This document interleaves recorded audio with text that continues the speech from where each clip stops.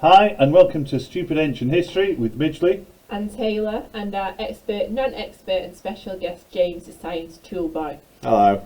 As always, we're wearing togas, it's windy outside today and we're trapped inside, and we're going to look at the final parts of the story of Antony and Cleopatra. So, previously, if you're just joining us at this point, we need to explain what's been going on.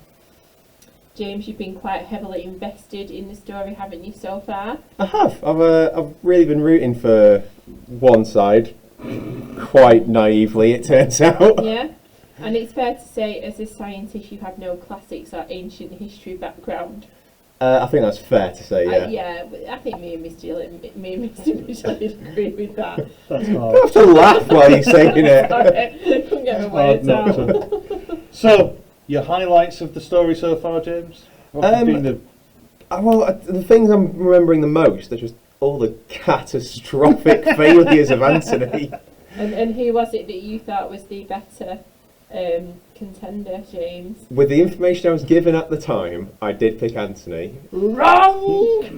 Hindsight's 2020. So what's been your real low point, the real tearjerker so far? Real low point was just how magnificently Octavian played him in his scam. Oh, that is a beautiful part. So, and obviously now, how is it going to end, James? Your thoughts? Not very well. Fair to say. So, if we're thinking about what happened last time we checked in on Cleopatra, she had spectacular leg dicks from the Battle of Actium, with Antony following in tow, because you know that's what you should do, follow your woman.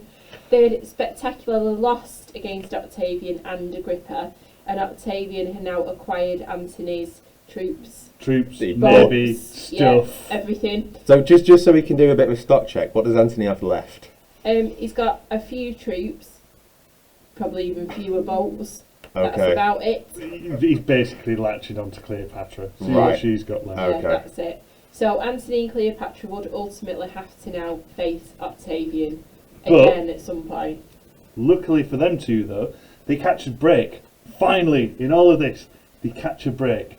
Rather than a really quick pursuit that some of the sources portray, it's almost like, you know, Miami Vice speedboats, Octavian and Agrippa chasing them down the street. It's not necessarily the case. Octavian has to return to Rome to sort out some problems that have been kicking off while he's been away. So this gives Antony and Cleo at least a few months to kind of sort out the game plan, work out what they're going to do about Octavian and his eventual arrival. Right, so does just Octavian go and his troops stay waiting, or do they... He takes his troops with him, but the point is he doesn't immediately chase after them, like some of the sources suggest. They have a little bit of time to plan, or let's be honest, go on a massive bender and then start worrying about what Octavian's going to do if and when they sober up. Genuinely? It's Mark Antony. So they've now gone back to Alexandria. So according to Plutarch, Antony's got a very different manner to the lush party boy that we've been used to seeing. So his reputation is now in tatters. They basically realise that they're probably not going to be successful. So he spends a lot of time. Well, yeah, he spends a lot of time just moping around, not doing a lot. But we can probably assume that with that not doing a lot, it also means that he's drinking quite a lot. He's now more the melancholic drunk, Yeah. Right, rather with than a happy drunk. Rather rather than than lads. Right. Cleo, however, she is all business. She doesn't have time to be faffing around. She makes a grand entrance into Alexandria. It's almost like a triumph. I was going to say how grand, because we've seen her have quite grandiose entrances It's a grand before. entrance, even though she lost, which is kind of the opposite of a triumph. Is it viewed as their loss or Antony's loss? Their loss. Yeah. Okay. She ultimately doesn't want her people kicking off. Yeah. This is why. So Caesarion and Antyllus, which is Antony's son from his marriage to his Roman wife, and also Which one? Did he have kids? Fulvia. Right, not Octavia. Did they have children? No. Okay.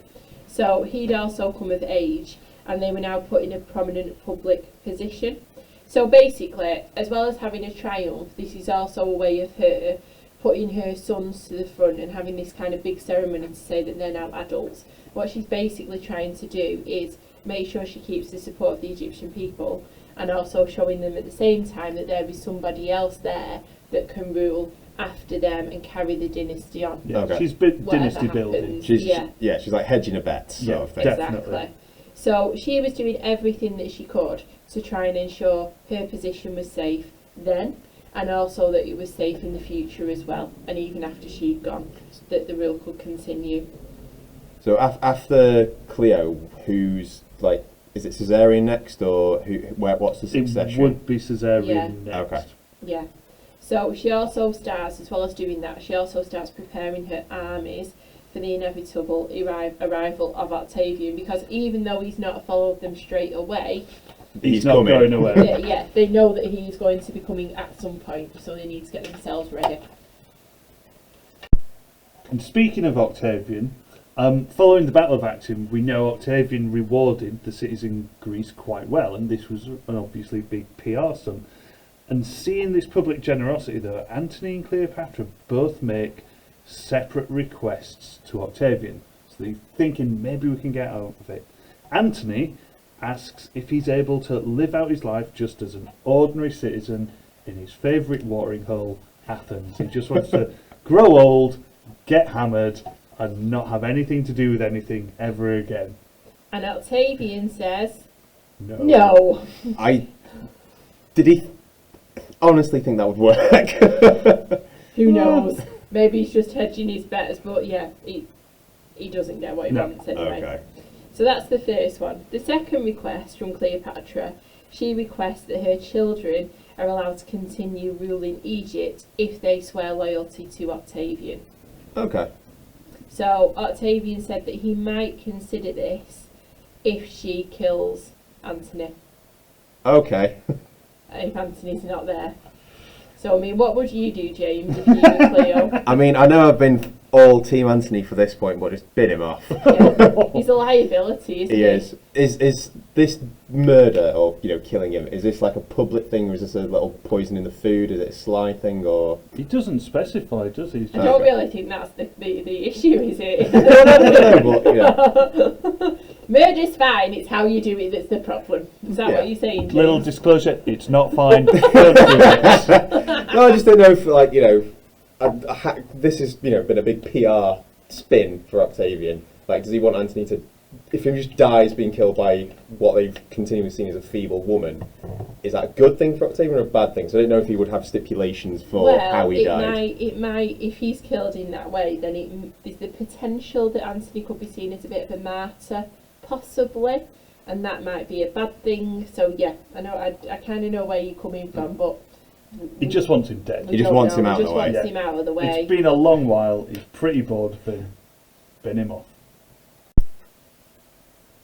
But as well as Octavian's motives, I think really at this point it's a good point to look at Cleopatra's motives. Because if we look back at old Cleopatra, if Octavian requested she kills Antony and her family would retain power, I mean, we clearly know what she would have done. Yeah, since she binned off, both her brothers and Both sisters? brother, husband, sisters. It's been a while since we've said brother, husband. He's back. But yeah, old Cleopatra, absolutely, she'd have killed him as soon as.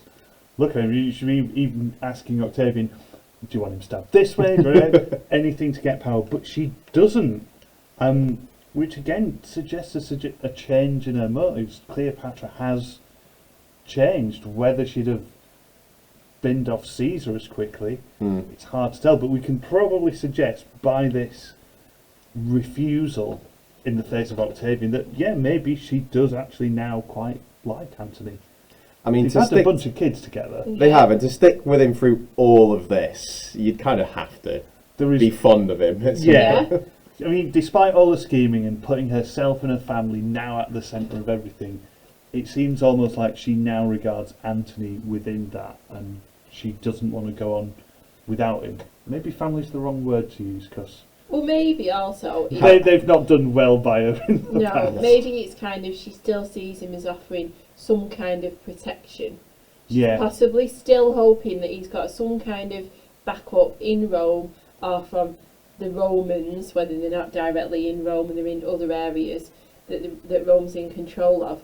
But I don't know, maybe she still thinks that she's got some kind of support with him, as well as loving him and having children with him, but there's also that kind of stability there that she wants to try and keep him.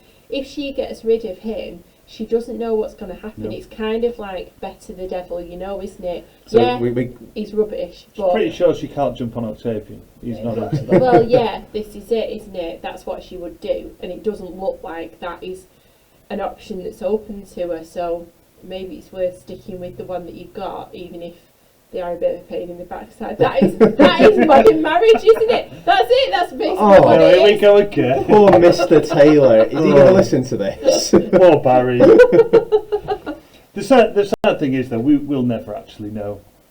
We've just got to read what we're given. So, if we think back to what's going on, so by the spring of 30 BC, Octavian was heading to Alexandria. So he's coming for him. So he's sorted his problems out in Rome now. Yeah, he's coming back Guess for how him now. that ended for those people? Well, No. okay. So, in response, Cleopatra had a pyre built in her mausoleum. So she's planning for the end. So a funeral pyre. She's already got a mausoleum built for She's already herself. got a mausoleum. Is that not a bit demoralising for everyone? Like, she's that certain she's going to die very soon. Well, I mean, let's not forget that the Egyptian kind of relationship with death is very, very different to ours. Yeah. In that Especially if you were royal. Yeah, so she would have wanted to have been prepared. Don't forget, they don't really see death as the same way we do, as the final kind of end. Okay. They're going to carry on Yeah. living afterwards. So you've got to make sure that she's prepared for that eventuality. Yeah, if you think about it like when parents saved for their kids' college funds, Right, okay. Egyptian royalty saved for their death. Yeah. I mean, Okay. those pyramids didn't get knocked up quickly one night when they went, oh no, Pharaoh's you dead. could throw that up in a week, it'd Yeah. be fine. So it's not so much the fact that she's got a mausoleum that shows that she probably thinks the end is nigh. It's more the fact that she's building a funeral pyre, which is a bit of an alarm bell. That's the So, giveaway. Yeah. So this is like, well, you've already got your funeral plan that you're paying for from the co-op. Yeah. But this is when you go out and buy your other half the black suit to wear. You're like, oh. So Yeah. is that how they treat their dead? Do they burn them? Do they not mummify at this point? Because she's Greek, Ah, okay. they buried. So you've got this weird situation in Ptolemaic Egypt where they still continue some of the traditional Egyptian practices, but they kind of modernise it. So you do get these kind of, even later on, these Roman mummies, where Romans who've lived in Egypt have been mummified, but they've got these very, very Roman Yeah. portraits painted on. There's Okay. loads of them at the Manchester Museum. They're very interesting. Go and look at them when it opens. Yeah. So basically, she intends to have her body burned along with all of her wealth should Octavian take Alexandria. So in a lot of the sources and a lot of secondary reading, it talks about the fact that she's got treasure that she needs to keep because obviously she wants to use that to pay for troops and things like that. Octavian is not only after Antony and Cleopatra, he's also determined to get his hands on this cash. treasure because Yeah. he wants to use that to pay his veterans and other things as well. So she's got to make sure that he does not get hold of that. Don't they use them in like the triumphs, like they show off Yeah, the yeah, wealth? yeah. We've nicked all this from those people we've just Yeah. Look what we battered. came back with. Shiny. And that's what she doesn't want to happen. So anyway, as Octavian is getting closer, you can see him coming over the hill. Antony, ever the soldier, doesn't build a funeral pyre. He decides he's going to go and fight him, and he wins a small cavalry victory against some of Octavian's advanced forces. So God, that's actually a win. there's a win. There's a win. So we're going to read through a bit more Plutarch. So it's section 74. So it says, when Octavian encamped near the hippodrome, Antony attacked him. He fought outstandingly and put Octavian's cavalry to flight, pursuing them as far as their camp. Then, overjoyed by his victory, he went into the palace, kissed Cleopatra even, still in his armour, and presented to her one of his most courageous men from the fight.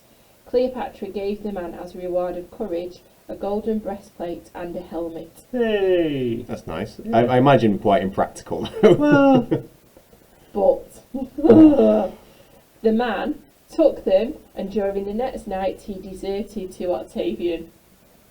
What? So the one victory they've had in a long time, people are still leaving him. The guy who Still fought the leaving. best. They give him all these rewards. He goes, cheers. Thanks. See you later. I'm Goes going. over to Octavian. Wow. That just shows you, doesn't it, kind of what the troops thought at that point? They were Yeah. not giving money. Not a lot. So they clearly don't think it's going to go well. Yeah. You have no words, do you? I really don't. This seemed like a little glimmer of hope. Only and then- just to stamp on your neck. Yeah, basically. And I imagine a bit of weight to it if you've got a golden breastplate and helmet. But the bit I like about this is you do get this like beautiful classic Hollywood portrayal of Antony coming back from the battle, kicking the doors open, still with his armour, and just going straight to Cleopatra. It's touching, but I bet he was really sweaty though. I'd be like, go, ever the romantic. I'd be like, go element. and have a wash. I think the blood, Exactly. yeah, Wash get it off. blood all over your finest frock. No. Despite this, though, clearly feeling a little bit more confident, well, maybe not victory, but of at least avoiding utter defeat, he's had some success. Antony challenges Octavian to single combat again.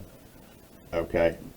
Why not? Is this actually like a thing that's done, or just Antony making his own rules, trying to win by any way necessary? Well, there is the old archaic Greek tradition of heroes, where you'd send your best fighter out to fight instead of the horrors of killing half your population. And the Romans had something similar too, where they got triplets to fight. Yeah. Cool. More about that later. That's Kings of Rome. So it's not that common, but Antony clearly thinks this is his one way to prove himself a man again. And we've got a little bit from Plutarch. So it says, Octavian replied that Antony could find many ways to die. Quite nice. Then Antony, realising there was no better death for him than to die fighting, decided to attack by land and sea immediately. It is said that at dinner he ordered the slaves pour wine and bring food for him more generously than usual, for it was uncertain whether they would be doing the next day or be serving other masters. So he's kind of asking for a last meal sort Yeah. of thing. He's on the Go- lash It's again. going out with a bang. Because, yeah, Octavian is pretty cold in that as well. There are many ways for you to die. Yeah, definitely. This Yeah. this kind of does it seem a little bit suicidal if he's getting tanked up before he's about to go have his big glorious battle? He's going out for one last hurrah, isn't he? Yeah. He can't get out of this. And what's worse is after this as well, many people think the gods are now abandoning Antony. So there's like a procession in honour of Dionysus that suddenly stops. Oh. And if you know anything about Dionysus, stopping that guy is quite difficult. So that suddenly stops, and because he's portrayed himself as Dionysus, they think, oh no, the gods are turning against him. So the very next day, like I said, Antony organises his land forces and his navy, just as before, to face so when you Octavian say- and Agrippa. When you say his, are these all Cleo's? The or- Cleopatra's troops and ships, Okay. but He's in charge. Yeah, it's going to be. He's hoping Battle of Actium Part 2. But better. Can't be much worse. So, if we think about the battle, basically, he watches as his navy sail headlong at Octavian's ships, only to raise their oars in salute to Octavian. Okay. So they don't even have any like little scuffle and then give up. They just give up immediately. They're sailing straight towards him. Anthony's thinking, brilliant. They're gonna. What? Wait, what are you doing? Stop that! And yeah, they Oh swapped my God. sides.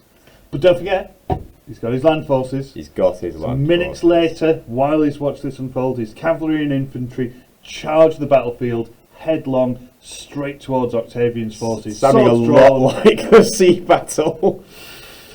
Yeah, they also join Octavian's forces. as well. Oh. No one wants to be on Antony's side. No one. Everyone's going. The only person that's left is Cleopatra. That's it. It's a shame you can't see this because James has just literally put his head on the table. There was a small glimmer of hope when he won that little scuffle, but now everyone's just pegged it. Yeah. Yeah. Right, okay. So he's got no ships, no troops. infantry. Just so now it's just Cleo's stuff he's got. Are you still backing in James at this point? Oh no! I think he's got a horse. Yeah, maybe got a few horses.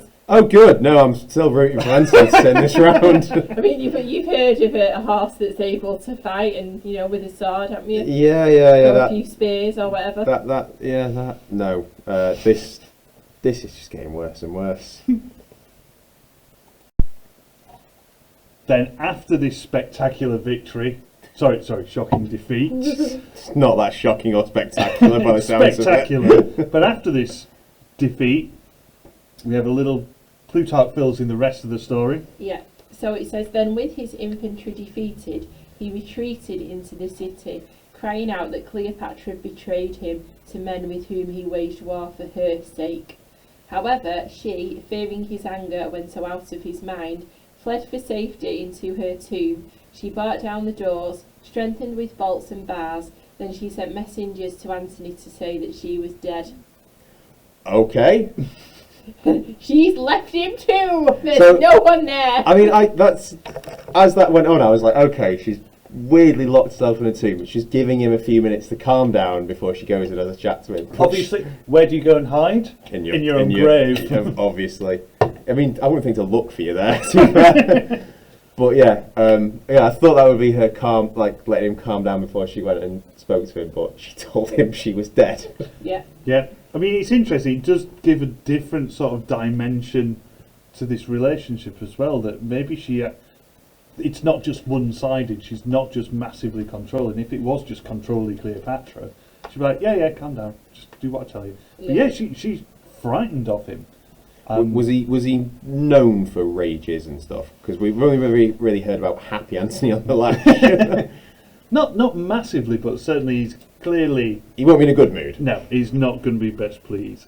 So he finds out, and Antony, getting these messages, now believes he's lost everything, and he decides now that he's only got one option, and that option is suicide. So it was probably better than what Octavian would do to him, though, to be fair. Yeah. So he was declared an enemy of Rome, wasn't he, by the Senate? So Yeah. how did they treat them? Well, he'd probably be nailed to things, or they'd like to throw in one thing they did like to do. It's not necessarily Octavian style, but yeah, they get a sack and put the convict in, and a dog and a snake, and tie it up and chuck it in the river. Seems a bit overkill. Well, one way or another, you're not coming out, are you? No. The snake could bite you, the dog could bite you, the snake and dog could conspire against you, plot your We'll demise, fight you. and you could drown. So Cool. you're not coming out of that bag. Yeah, that. I wouldn't want to take a chance with Octavian. No. We also know that obviously Octavian carries out prescriptions where he is particularly brutal. There's quite a lot of information in the sources that tells us that about what he was doing. He's not one to be messed with. I mean, he's already told him there are lots of ways you can die. That's not kind of, don't worry about it. No, and he's quite happy to watch. So he watches, I think it's a son and then a father being killed and things. So he's quite brutal. He's not. This is Helen's ideal man as Yeah. well. So he's not particularly nice and cuddly and forgiving. So Anthony probably realises it's not going to be that good. But the other thing as well is, in terms of kind of suicide, there is kind of within Roman society, suicide is seen as quite an honourable death. Okay. If you know that you are, well, there's no one there to Particularly support for those in power, it's Yeah. seen as the easiest way out because you can control it. Yeah, and also you're not bringing anyone else down with you. You're eradicating the problem. Yeah, it's which almost is like you. a last act of bravery. Bravery, yeah. You see it as Okay. that you're still willing to make some kind of massive sacrifice. Yeah, I was Okay. going to say it's like sacrifice for the good, isn't it? Or for other people. Yeah. You're Was, thinking about other people by getting rid of yourself because ultimately you're the problem that needs to be gotten Yeah. rid of. Was it ritualised in any way, like kind of seppuku or something like Not that? necessarily as much, but it wasn't that uncommon. And one way that was very common, certainly again it's very the wealthy, is to get someone else to do it for you. Yeah. Oh, okay. Particularly get a slave. And luckily, Antony has this loyal slave, Eros, who's prepped and ready and waiting in the wings to come and do his job. Again, back to Plutarch. So it says, so Eros drew his sword and held it as if he was about to strike him, but then turned his face away and killed himself. What a dweeb, eh? Was that because he was so fond of Antony, or...? Everyone else has turned doesn't against him. This guy cannot catch a break. Doesn't matter how much I like someone, I wouldn't do that. I'd be like, no, you wanted to die, I'll kill you, not killing myself. You've got one job, Eros. So anyway, he fell at his master's feet and Antony said, well done, Eros. Well done, I'm Eros. assuming that was sarcastic. I was about to say, well done. I asked you to do literally one thing. Bravo! Yeah. Well done, Eros. Yeah, so he wasn't very happy. So, Actium obviously has been quite long and drawn out, but shock horror. This part is also quite long and drawn out, dramatic, to say the least. So, after Eros's spectacular miss, Antony decides that he can't rely on anyone else, he's got to do it himself. Should have done that all along, it would have been a lot easier. So Antony takes the sword and stabs himself, okay? Is this the same, like, out of Eros straight into him? There's more. But, striking the belly, it was not a fatal wound. Now, I've never killed anyone, I'd just like to say, or actually caused any grievous bodily harm. But even I know That is they're not probably true. they're probably aiming for your stomach is not necessarily the best way to go. I mean, yeah, like, there are a few key areas you go for. Maybe as a soldier you'd think he'd... You should know where, like, you should know where to stab someone. Yeah. But it's Antony, I mean, if he can mess it up, he is going to mess it up. Battle of Actium, other battles. The one thing he's good at seems to be Suicide. stabbing people, and he's just missed. Yeah. Or hit the wrong bit. Yeah. So there he is, flopping around on the ground like some kind of landed fish, and he's asking anyone in earshot to come and finish him off. But they run off instead. You cannot catch a break. He really can't. It's just so dignified, isn't it? It's like Crawling you can't- around no on one the will even ground. kill him for God's sake. He's asking for help. Nobody will even get rid of him. So anyway, he does this until taking my part. So anyway, we get a representative of Cleopatra called what's it called? Diomedes. There we go. Who turns up to take him to the locked tomb of Cleopatra. So he's still He's still bleeding to not death. She's now thinking, oh, I wonder if Antony's calmed down. Been quite nice to see him again. Yeah. Diomedes, go and get him. Oh Diomedes crops God. up. Antony. Yeah. So they just drag him bleeding and... It gets worse. Oh, how? You should know not to ask them. So an act of, let's not say plagiarism, but significantly heavily influenced, very reminiscent of Romeo and Juliet, An homage. 2,000 years before. So Antony, fearing his love has died in a tomb, then tries killing himself, sort of, is brought to the tomb only to find out that she's in there still alive. See, it's the Romeo and Juliet. Oh, he's dead, no one's dead, they're all dead. But it doesn't stop there. Plutarch? So it says Antony eagerly ordered his servants to lift him up, and he was carried by hand to the doors of her tomb. So far, so good. Cleopatra, however, didn't open the doors, but appeared at one of the windows, and she let down ropes and cords. So he's bleeding, so he's got to climb into a window. No. Antony was tied to these, and she and two attendants lifted him up. He's like a meat puppet. She's like, what do you do? Shove him up to the window. Well, we have always said that she is like the puppet master controlling everything. So literally. there you go. Yeah, quite literally. So in this bit. what was going on at Alexandria at this time? Was she Octavian. why? So was he there? Is that why she's Yeah. worried about opening He's- the doors? Well, he's coming into town. She doesn't know what's going on. Right. Okay. She thinks she doesn't know Mark Antony's failed at killing himself. So then when he turned up, go, oh, actually no, he's in a pretty bad way. I know. Get some ropes. Let's dangle him out of a window for a bit. I mean, it is silly. It's very dramatic. Whether this was necessarily the case and Antony was left dangling around outside a window. I mean, yeah, to be fair, like all the sources you've kind of talked about haven't represented him as being great. Yeah, particularly, towards the end. Good at anything, but now they just make him seem like a moron. Bit of a sad character at this point, isn't he? But while he's dangling around, we get actually quite a very intimate portrayal of the two. Plutarch. So, Plutarch says, there was Antony, covered in blood and close to death, being dragged up, stretching out his hands to her as he hung there suspended in midair. It's just quite ridiculous.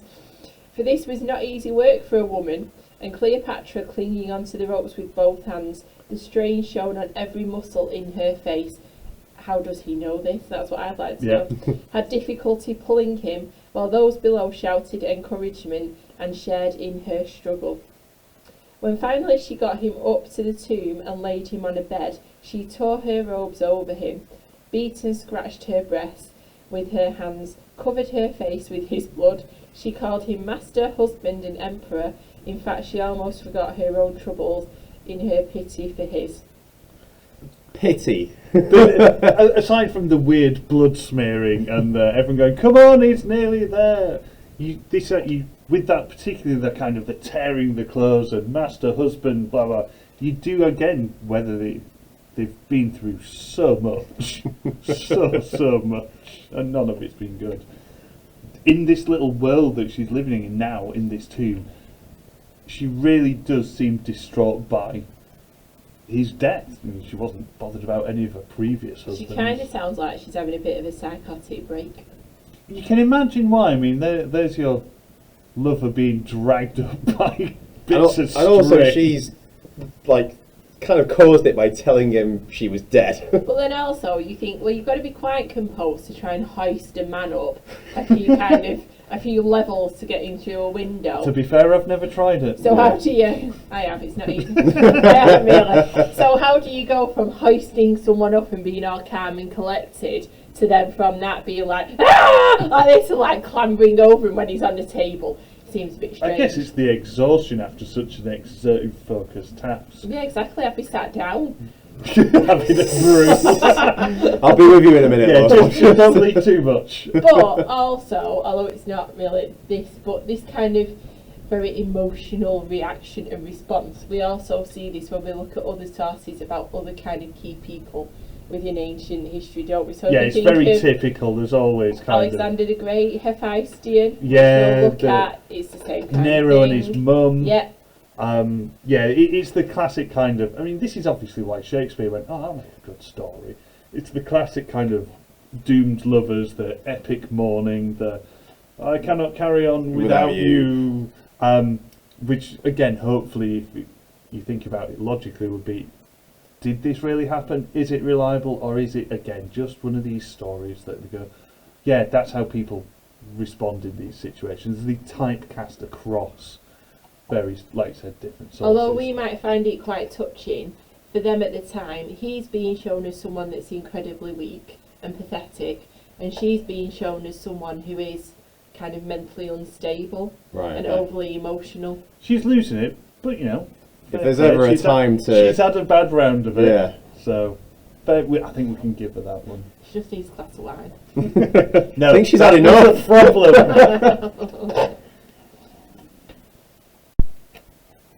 So sadly, though, this reunification didn't last long. Plutarch? So Plutarch says, but Antony stopped her crying and asked for a drink of wine. Good lad. Booze until the end, either because he was thirsty or hoping that it would bring about his death sooner. And then he died. Yeah. It's about flipping time. So according to Paterculus, he says he answered the accusations of cowardice with death. Did he? But it kind of fits in with this kind of thing we were talking about before, doesn't it? When we're saying about suicide being something that's actually quite noble, and it's not being a coward. Amongst these Roman elites. Is it still considered noble if you balls it up to this extent? He knew exactly what he was doing on the lash to the end. But, sorry, go on, what are you I going was to say? just going to say, either way, poor old Cleo, Yeah. locked in a tomb with a corpse that's not her, and now Yeah. he's finished all the wine. So she's definitely left in the lurch. So if we think about Octavian, almost at the exact same time as all of this is going on in the mausoleum, Octavian is entering Alexandria. So he wanted to keep Cleopatra alive, as he didn't want her to burn her treasure in the mausoleum. So he didn't want her to get rid of all of his treasure, because he was counting on keeping that for himself. He sent ambassadors to speak to her, but she would not leave her mausoleum, so instead she spoke through a gap in the door. Sort of cracking, just like, Yeah. alright, alright. No, knock him out. So obviously this is getting Octavian nowhere, so he comes up with a very Octavian plan. He sends another envoy. But while he sends this envoy, he sends someone else to sneak in through a window. And when Cleopatra sees him, she immediately pulled out what they call a thieves' dagger from her waist and tries to kill herself. Okay. So if we think about Octavian, almost at the exact same time as all of this is going on in the mausoleum, Octavian is entering Alexandria. So he wanted to keep Cleopatra alive, as he didn't want her to burn her treasure in the mausoleum. So he didn't want her to get rid of all of his treasure, because he was counting on keeping that for himself. He sent ambassadors to speak to her, but she would not leave her mausoleum, so instead she spoke through a gap in the door. Sort of cracking, just like, Yeah. alright, alright. No, knock him out. So obviously this is getting Octavian nowhere, so he comes up with a very Octavian plan. He sends another envoy. But while he sends this envoy, he sends someone else to sneak in through a window. And when Cleopatra sees him, she immediately pulled out what they call a thieves' dagger from her waist and tries to kill herself. Okay. What did they do with Antony when they found him? They give him a full royal funeral. Oh, like Egyptian royal? No, Roman royal. After all that, That's he quite gets nice. a full funeral. Yeah, why not? And Octavian then goes to see his new prisoner, Cleo. She's not doing too well, as Plutarch suggests. You wouldn't be, would you? No. So Plutarch 83, it says he found her depressed, lying on a bed wearing a single tunic. As he entered, she leapt up and fell at his feet. Her hair and face looked terrible. It's a bit mean, I'm sorry. And wild, her voice trembled and her eyes were pale and sunken. She sounds like someone on drugs. There were plainly many marks from the blows on her breasts. Simply her body seemed to be in no better state than her spirit. Which blows to her breast is always say when She she was was clawing herself clawing when herself, Antony. yeah. Okay. I mean, she's come a long way from the golden boat, hasn't she? She has, but not far from that sack she was in. But to be fair, you wouldn't want her coming out of the sack. It won't make you want to sleep with her, would you? You'd be like, no, If she looks get terrible. back in your sack. I'm going to chuck you in the canal. But again, I'm I glad mean, you were never in I it. know. Like, the canals would be full. So as well as clearly not on her best day, she's quite fearful of her position. We've got a bit more Plutarch. Yeah, I mean, it's quite sensible Do- that do- she's frightened. Do I you have would any be. idea at this point if she knows two of her children are dead? Well, Caesarean isn't yet. Okay. But no, she's been removed from everything. She's probably terrified of. And to be fair, Antonys isn't hers, so she might Oh, not be fair enough, that yeah. bothered. Well, You know, just saying. So, it says, she tried to excuse her actions, saying that she had acted out of necessity and fear of Antony. When Octavian answered every excuse she made, she quickly changed her approach and tried to gain his pity by prayers as much as any woman would, who was especially anxious to live. Finally, she gave him a written account which listed all her wealth. so she's So tried to reason with him, didn't work. Nope. Tried to get him to pity her, didn't work. trying to blame Antony. Try and blame Antony. So Didn't they work. just went, this is how much money I've tried got. to Yeah. buy him off. But it's still not looking good for her, really, is it? No. So whether she's told or whether she's smart enough to realise what's going to happen, she gets the idea that she and her children are going to be brought back to Rome, paraded through the streets as part of Octavian's triumph, in the same way Caesar brought Vercingetorix back from Gaul and paraded him naked through the streets, and all the Romans looked at him and pointed and went, "Ah!" And she is having none of it. So we next see Cleo in Antony's tomb giving her best dramatic monologue. So it says, "Dear Antony, I buried you recently with free hands. Now, however, I make my offerings for you as a prisoner, and guarded so that I cannot disfigure my body either with blows or tears. My body is now the body of a slave. I am watched so that I can be used to celebrate the triumph over you. Do not expect any more honours or libations. These are the last that Cleopatra the captive will bring." Kind of a giving up a little bit. It's beautifully written. It is. Almost like it's scripted. If your whole world had turned into that much, I don't think I'd be that eloquent. No, which again is obviously discussion of reliability, but it's clear from that little discussion, this is where she's leaving off now, isn't it? Yeah. So is Antony's tomb in Alexandria or Rome? At this point, he's in Alexandria. Okay. Yeah. So this is one of the things that she asks Octavian when she realises that she's being taken back to Rome. She's told, when she's still in Alexandria and she's his prisoner, she's told, "You've got 3 days, you're going back to Rome to be in his triumph with your children." And she kind of barters with him, and the thing that she's allowed to do is go and visit Antony's grave, basically. Okay. So that's what she's doing here. How many children are left now with cesarean gone? Is it just the twins he told us The about? twins. Okay. Yeah. So she knows that time's up, basically. So this is like her But she goodbye doesn't give speech. any. Yeah, she doesn't leave any room for interpretation, does she? These are the last things you'll get. Yeah. So from her grieving speech, then Cleo goes back to her chambers.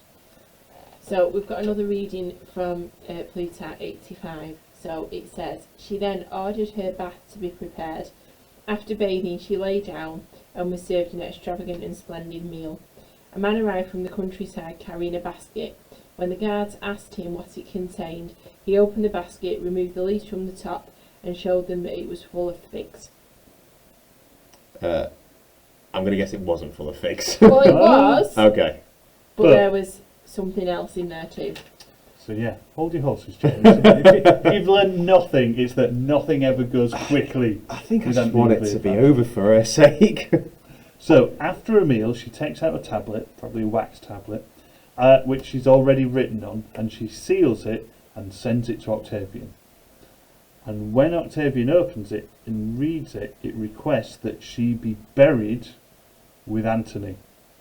So this is when Octavian realises that Dun, dun, Cleopatra, dun. Shenanigans are afoot. yeah, that Cleopatra is basically going Dead. to commit suicide. Yeah, that she's dead. Now, we need to think about Octavian isn't sure whether to put her in the triumph back in Rome. He's not sure whether this is really the right way to go or not, because he knows that it might make some people feel sorry for her. Because it's a woman. Yeah, Okay. yeah, and it might turn some people against him. So he's not sure what to do. So there's this kind of thing running through some of the secondary sources and what historians have written, that actually what he was intending all along was that Cleopatra is going to commit suicide. This is what he's planning for. So he actually wants her to commit suicide. Is this why he's given these 3 days, maybe? Because by doing that, she's removed from the situation, gets rid of the problem, but he doesn't have to kill her. You know So what it Octavian's like. He's doesn't- hustling. Plans in Yeah. plans. Yeah. So it doesn't look bad on him. So he actually tells one of the guards that's looking after Cleopatra, if she tries to commit suicide, or she does anything to plan to commit suicide, don't stop her. Right, okay. Let her do it. So this is something that he's kind of planning for to happen. So she smuggled an asp into the basket of figs that she's being delivered while she's in prison. So an asp is obviously a snake. But It's the an famous Egyptian Egyptian snake. poison snake Death. So Plutarch tells the story. He's keen to point out that there are issues with the reliability. So obviously that's quite interesting because Plutarch himself is saying you can't really trust 100%. It's very What we've dramatic heard. as well. I mean, if you're going to try and smuggle something into prison to do yourself in with, it's not necessarily... Snake is not your first go-to No. of choice, is it? I mean... Well, I don't know, after seeing the absolute travesty that Antony made of his suicide, maybe she's like, right, knives are out. I'm not having What are you that. going to do if the snake runs off and bites itself? But the thing is as well, the reason why we've got to think about reliability, and we've also got to think about, well, is it real, is it not real that it was a snake? Snakes are really important within Egypt as well. So you get a lot of snakes that appear on the on statues of the goddess Isis. And all the that's- royal crowns. Yeah, and Right, that's the Cat to the goddess serpent. that Cleopatra likes to kind of Yeah. link herself to. And the Egyptian cobra is also seen as a protector of the pharaohs. So, and there's this idea that if you are bitten by a snake, an Egyptian snake, then it will bring immortality when you die. Okay. So there's a lot of symbolism around the fact that she's supposedly bitten with a snake. I'm glad you added in the when you die. It's like, if you're bitten by a snake, you will bring you immortality. Not good advice. So, if we're thinking about the way that Cleopatra is shown in poetry, and also what happens in Rome after her death, and also how Octavian refers to her as well, it's quite interesting because it's not quite as clear cut as she's really, really bad. Octavian is the one that's really, really good. She's an enemy of the state. We know obviously that there's an awful lot of negative writing about Cleopatra in most of the sources that we look at, particularly in a lot of the poetry which is kind of written for Octavian or when he becomes Augustus. However, some of the poetry actually is quite respectful towards Cleopatra in small certain In a ways. Bond villain kind of way. Yeah. Okay. There's kind of a respect for her. Like as a an worthy adversary. worthy adversary, Yeah. yeah. Okay. Antony's the The lout. the clumbering ditch, but with her, you refer to her almost like it's a great victory for Octavian because she is such a worthy adversary. Yeah. So this is the thing, the fact that she is so bad makes Octavian look even better. Okay. She's very good at being. She's Yeah, you want a grand villain to make your hero look more heroic. exactly. you this want- is it. You want an actual Bond villain rather than your Doctor Evil. Yeah. Definitely. But also Octavian kind of shows a belated respect for Cleopatra's memory once she has died. So he said as soon as he heard about Cleopatra's death that he actually ordered snake charmers to go to try and suck the venom from her wounds. Now whether this happened or not, obviously we Can don't. snake charmers do that? That's not what they do. No, well, there you go. But anyway, apparently that's one thing that he tried All to the plumbers. he tried to make happen. It's probably not true, and obviously it didn't work because she died anyway. And But- don't do that. Yeah, but he did allow her to be buried with full royal honours next to Antony. Okay. And he also made sure that her mausoleum was actually completed after she died. The one she'd already Yeah, Yeah. was locked herself hiding in. And he allowed for her kind of closest attendants to be buried with her. And as we said before, obviously the way that you are buried is really important in Egypt, linked to your afterlife. So they would have wanted their attendants with them so that they could carry their life on after they'd kind of died on Earth. I know that So- sounds really nice for her. How are these attendants killed? We're Well, not told. though. no, we're not told, and that's not really important. So that's Oh, they don't matter. I see where you... so that's one thing. Either So way, it's Octavian making sure he is coming out as the good guy. It's not enough to win, but you've got to win nicely. You've got to win the PR victory as well. the other thing that's really quite telling is the fact that all of Antony's statues are removed from Rome, or they're destroyed and things like that. Were they still there? They weren't already removed? Well- There'll have been some. He still had family in Rome. Yeah. Oh, okay. Cleopatra's aren't. Okay. So Cleopatra's are allowed to stay, which is you know, I don't know. You could say that it's because he respects her, sees her as a worthy adversary. Or does he want? Maybe it's there as a reminder. I was about to say, is it kind of a threat? Like, remember her? Yeah. Remember what I did to her? Yeah. Don't act up. You could Also, who did he hate most, Antony or Cleopatra? Well, Anthony. Antony. yeah, you could see it either way, couldn't you? Suppose, but Interesting factoid. yeah. So there you have it, the end of the road for Cleopatra. This is our last Cleopatra recording. James, your thoughts? I'm exhausted. I'm kind of glad it's over. It's been a roller coaster. Do you need me to carry you to the car, James? Well, it started off quite well for her, and then it's just been up and down, And down. and down, and then down, and down. So thank you for sticking with us. Thank you for listening. We hope it's been fun. We hope it's been useful. Leave us a comment below. And for the last time for Cleopatra, until next time, goodbye. Goodbye. Bye.